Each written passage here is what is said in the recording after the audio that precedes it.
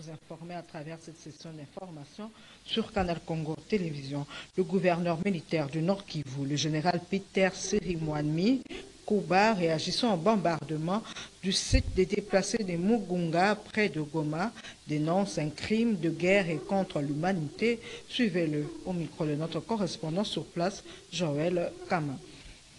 Le pays est agressé par les terroristes et le terrorisme a comme pilier principal, c'est la terreur. Et comme d'habitude, dans les actions des terroristes, les Rwandais et leur supplétif M23, hier, ont lancé une dizaine de bombes sur le cas de Lushagala et Sepak à Mugunga. C'est déplorable, c'est un crime de guerre parce que c'est une population déplacée qui vient des zones sous l'emprise de l'ennemi, qui sont venus se réfugier dans les milieux sécurisés, mais curieusement, ils sont victimes de la barbarie des agresseurs. Nous déplorons les bilans que nous sommes en train de communiquer, qui peut évoluer dans les heures qui suivent, mais pour l'instant, nous avons 14 morts et 35 blessés. Et en grand nombre, ce sont les enfants et les femmes. C'est que nous disons, ces innocents, qu'est-ce qu'ils ont fait de mal pour fuir la rébellion et venir se réfugier dans les milieux sécurisés? C'est déplorable et nous condamnons fermement ces actions barbares qu'on mène sur les populations innocentes. Nous sommes en train de réfléchir avec ceux qui s'occupent des opérations pour voir quel remède face à cette barbarie. Et je sais que le président de la République, chef de l'État, est en train de mettre tout en œuvre pour que les opérations se fassent. Et la réponse idéale pour moi pourrait venir de ceux qui commandent les opérations. Le message, c'est en fait la résilience. Nous n'avons pas où aller, c'est notre pays. Nous devons continuer à résister, essayer de compatir ensemble, se tenir main à main, mais aussi continuer à plaider pour que l'opinion internationale ne puisse pas garder les drames que nous sommes en train de passer. Nous sommes en train de sensibiliser les partenaires et nous-mêmes pour qu'on prenne les victimes en charge. Déjà, on a l'annonce du FONAREV qui a accepté de s'occuper de l'enterrement des morts et se charger des blessés. Et nous-mêmes aussi, gouvernement provincial, nous allons toujours être ensemble avec FONAREV. Des réactions fusent de partout après les bombardements de ce site des déplacés. Gisèle Etoko a fait le tour des comptes X de quelques personnalités. Le chef de l'État, Félix-Antoine Tshisekedi Tshilombo, tenant compte de la dégradation de la situation à la suite de l'attaque à la bombe perpétrée au camp des déplacés des Mugunga, près de Goma, a annulé son voyage officiel en Hongrie pour retourner au pays et gérer les derniers développements de la situation dans l'Est, a annoncé le compte X de la présidence de la République. Pour sa part, la première ministre Judith Suminwa, qui a exprimé sa colère et indignation face à cette attaque lâche et barbare survenue au camp des déplacés des Mugunga. Ces actes terroristes contre nos concitoyens innocents sont inhumains et injustifiables. En tant que nation, nous ne céderons pas à la terreur. Notre détermination demeure intacte et inébranlable pour un Congo uni, pacifique et prospère. Mes pensées accompagnent les victimes, les familles endeuillées ainsi que le peuple congolais, a-t-elle écrit sur son compte X. Sur son compte X, André Flao, député fédéral du Parti socialiste belge, s'est dit profondément indigné par cette attaque menée par le 1-23, ce groupe rebelle bénéficiant de l'appui du Rwanda. Il s'est dit convaincu que l'heure de sanctions contre le Rwanda a sonné. Par le biais de son département d'État, Washington a condamné cette attaque à la bombe contre le camp des déplacés à Mugunga, encourageant les autorités congolaises et rwandaises à prendre des mesures pour apaiser les tensions et protéger les populations civiles. La chef de la MONUSCO, Bintou Keïta, qui condamne elle aussi le bombardement des sites de personnes déplacées à Goma, réaffirme l'engagement indéfectible de la mission à soutenir les efforts visant à instaurer la paix, la sécurité et la stabilité en RDC. Elle en appelle aux autorités congolaises à prendre toutes les mesures nécessaires pour traduire en justice les auteurs de ces actes odieux qui sont une violation flagrante du droit international humanitaire et peuvent constituer un crime de guerre. Le représentant de l'UNICEF en RDC, Grant Leity, qui dénonce ces tragédies inutiles résultant des combats qui se rapprochent des zones densément peuplées d'enfants et de leurs familles, demande que toutes les positions militaires soient immédiatement éloignées des zones civiles. Le prix Nobel de la paix, le Dr Denis Mukwege, d'écrire sur son compte X que le monde ne peut rester les yeux fermés face à ce qui constitue une crime de guerre. Trop c'est trop, le sang de Congolais a trop coulé, écrit Martin Fayulu sur son compte X. Autre chose, le cumul de mandats observé depuis quelques années dans le chef des dirigeants congolais alimente le débat dans les milieux sociopolitiques. Interrogé à ce sujet, Maître Toussaint Beya, cadre du parti politique Alliance pour le changement de Jean-Marc Kabound, qui parle de la mauvaise foi des politiques congolais, appelle à des réformes pour mettre fin à cette pratique. Il a dit au micro de Maxime Makap. Monsieur le journaliste, je vais dire ceci. Les systèmes de notre pays ne changent pas. Nous avons toujours le même système. La Constitution de la République a tout résolu. Vous avez vu, lorsque les élections se sont déroulées, et par après, le Premier ministre Sama Lukonde, ainsi que son gouvernement, sont allés voir le président de la Cour constitutionnelle pour faire poser cette question de cumul de mandat.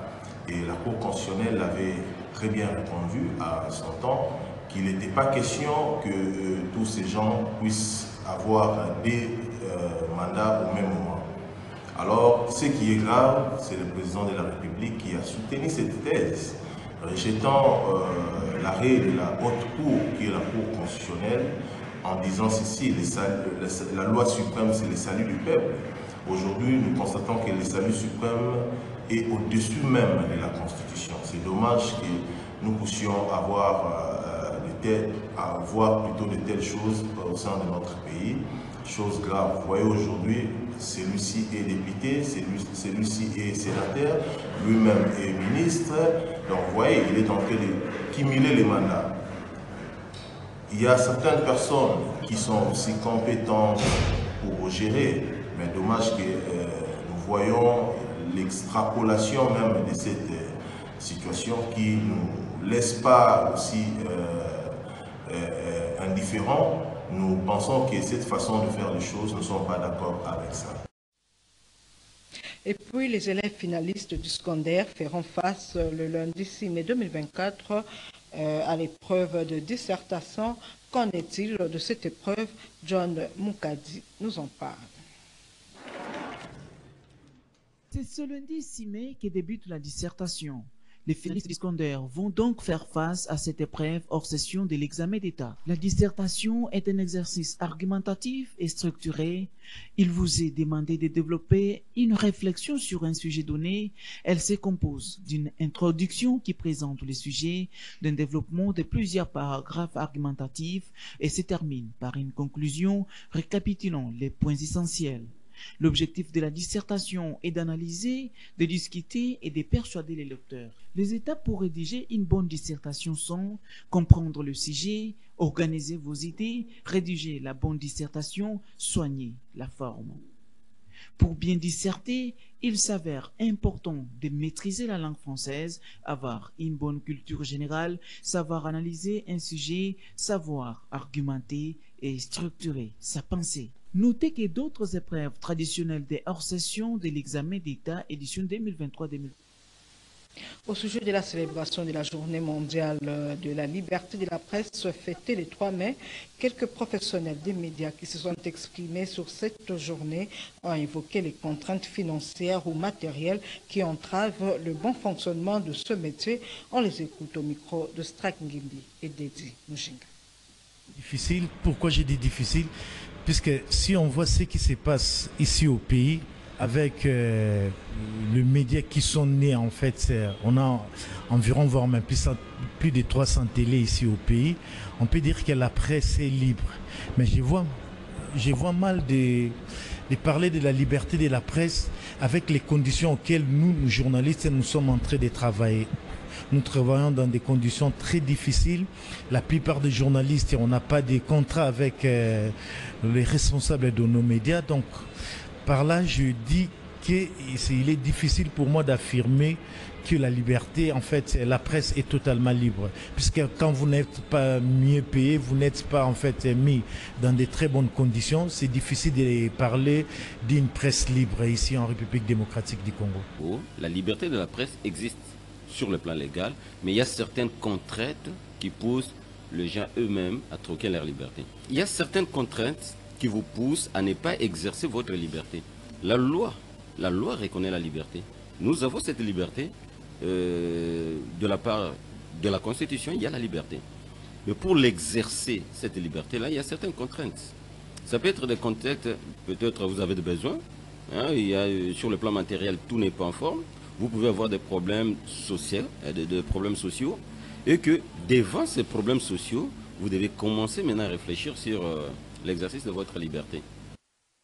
Je pense que la RDC, chaque année, essaye d'avoir quelques progrès dans ce domaine parce qu'aujourd'hui, vous avez beaucoup de journalistes qui peuvent traiter l'information en toute indépendance durant le processus de collecte, de traitement et diffusion de l'information sans nécessairement être inquiétés par rapport à l'angle qu'ils essaient de prendre. Et donc, on peut affirmer sans peur d'être contredit que la liberté de la presse existe bel et bien en République démocratique du Congo, même si nous devons nuancer en disant la liberté de la presse rime avec une certaine autonomie financière des médias.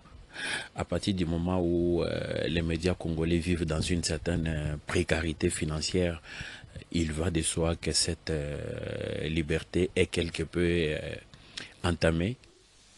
En justice, sachez en plus bref que l'ancien vice-ministre des Ressources hydrauliques et l'électricité, président honoraire de la Ligue des jeunes du PPRD, Papi Pungu, a bénéficié ce samedi 4 mai 2024 d'une liberté provisoire.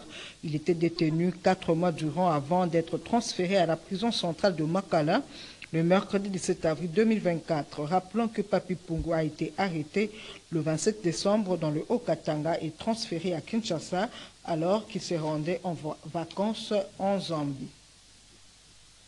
Le carburant est vendu en petite quantité dans les stations-service de la capitale. Ces derniers temps, l'essence s'est fait rare et pourtant le prix du litre à la pompe a été revu à la hausse il y a quelques jours. Pour s'approvisionner en essence, les automobilistes sont obligés de faire des longues files d'attente devant les stations qui acceptent encore de vendre. À cause de cette pénurie, les stations ferment avant les heures habituelles. Du côté des autorités, aucune explication n'est donnée jusque-là pour justifier cette situation. Suivez.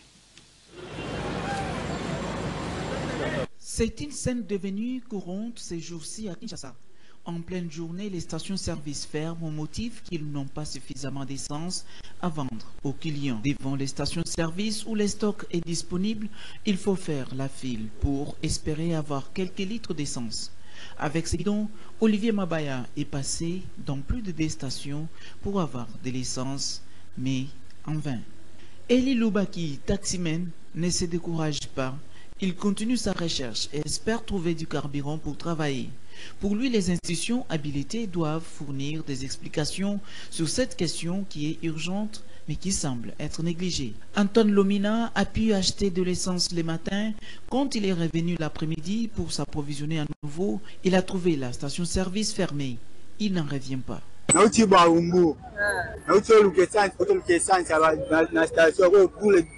Deuxième station yango toluka kama mais toluka troisième station tozwa essence kate toluka troisième station na oyebate totuni essence ezate mazutu ezate baliboke basi musu nde tokende tolukaka essence tosaka mechange acabaka bila basi nyonso po nde tande tokomi po troisième station yango tokende totala essence na mazutu ezate mais aca eta essence basi nyonso bato banyokwama boye te nauti olokola ya 5e station nanga nauti donc première deuxième troisième quatrième fini à 5 ezate na station na 6 nayoka ya 6e station na kozwa yango donc il passe vraiment makasi mboka na biso ekonga mboka moko boye nyonso koma otuma kaka normal toyebi te sepe on lewe asali tondenge ni personne seutala nde kuna yango tozotambata bakadapi batamilangi toluka tosomba kaka mpo tosala misala mpo boye tokosala misala bien descente mpo ezala bamazwi tika etikali na bestation nayaki na ntongo nasombaki na ntongo nasombaki me sikoyo komi na mboka oyo tokende osomba namoni bato na station baza te nde nakei kote mosusu mpona koluka toyeba toyebi te eza ndenge nini ekomi ndenge nini bon oyo deuxième station oyo nde naleki sikoyo nde namoni awa ekangami naokende kote mosusu natala yango. Les consommateurs redoutent une nouvelle hausse du prix du carburant à la pompe. Cette nouvelle hausse va à coup sûr se répercuter sur les prix du transport en commun et les denrées des premières nécessités. Du côté autorité, aucune explication n'est fournie jusqu'alors. Page sportive à présent. Les personnes vivant avec handicap de la commune de Ngiringiri seront en rencontre de football avec ceux de la commune de Bumbu. Une activité sportive signée Fondation Masunda qui ne ménage aucun effort pour venir à la rescousse de cette catégorie de personnes. John Mukadi, Gisèle Toko, reportage.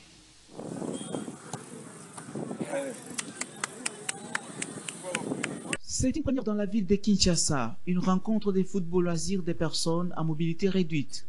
Une rencontre sportive qui oppose les personnes vivant avec handicap de la commune de Ngiringiri à celle de Bumbu au terrain Bondo à Ngiringiri. La rencontre prévue à 9h30 s'inscrit dans le cadre de la poursuite des objectifs de la Fondation Masunda Panzu qui ne ménage aucun effort pour venir en aide à cette catégorie de personnes. Événement, je sais que nous allons soutenir les personnes vivant avec handicap. Pour le 25 mai 2024, nous avons un match à Mounene, handicapé, entre Bumbu et Ngiringiri. Alors, le match est la fondation de Masunda. Panzu Yemoko, fondateur a cadré les personnes vivant avec handicap. Alors, tu sais, nous avons Ngiringiri, nous avons Seremba, nous avons Bandal, nous avons Komini, surtout Yagisasa. Oya epele le 25 mai 2024 na terrain ya Bondo kana Ngiringiri ka place wana. Alors moko azanga te oya kozanga tuka arate na ya pona ministre oyo Fondation Masunda mutasimbi makambo yango tosengi na bino bakonzi ba député ba honorable ba ministre bo batali makambo personne vivant avec handicap boko tali kamboyo poete Fondation Masunda asengi na bino bo soutenir ye pour personne vivant avec handicap akende liboso et donc ça les doit tuka la sécurité makasi. Fondation Masunda, comme on a tous les handicapés, Sangani, on a fait du coup la Fondation Masunda. C'est que ma casse, pour le moment, on a demi-travaux. On a demi. Là, comme on a société, on a un demi. Bon, tu vas qu'apprendre un bon outil. Mais tu dois une fondation qui est du beau, du beau saut. En tout cas, on a fait ma casse, on a fait des 25 qui, tous les joueurs sont préparés. Cette activité est l'occasion pour la Fondation Masunda Panzu de passer un message de plaidoyer auprès des autorités du pays afin de prendre en compte les desiderata des personnes vivant avec handicap en vue de l'amélioration de leurs conditions de vie.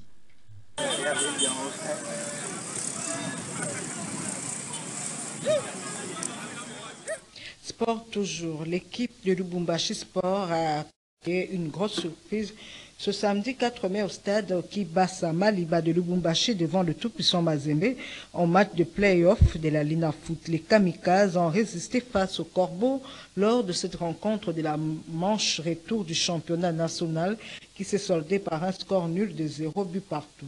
Avec ce score, le tout-puissant Mazembe reste toujours en tête du classement avec 20 points, alors que Lubumbashi Sport reste à la 6e position avec seulement 6 points. Ainsi prend fin cette session d'information sur Canal Congo Télévision. Merci à vous tous de l'avoir suivi et bon week-end chez vous.